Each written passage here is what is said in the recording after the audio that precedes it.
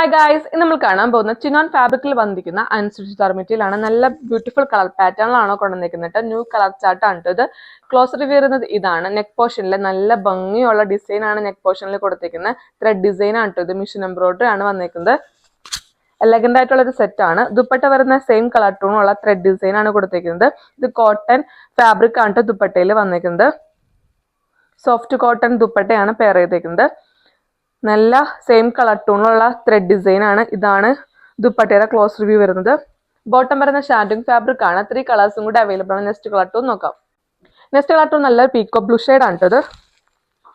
Same design ആണ് neck പോർഷനിൽ വന്നിരിക്കുന്നത്. ഇതാണ് ക്ലോസ് റിവ്യൂ വരുന്നത്. ദുപ്പട്ട വരുന്ന ഇതാണ്. നെക്സ്റ്റ് പാറ്റേൺ നോക്കാം. നെക്സ്റ്റ് കളർ ടൂൺ നല്ല ഡാർക്ക് വയലറ്റ് ഷെയ്ഡ് ആണ് ഇത്. നെക്ക് പോർഷൻ വരുന്ന സെയിം തന്നെ ഡിസൈൻ ആണ് വന്നിരിക്കുന്നത്.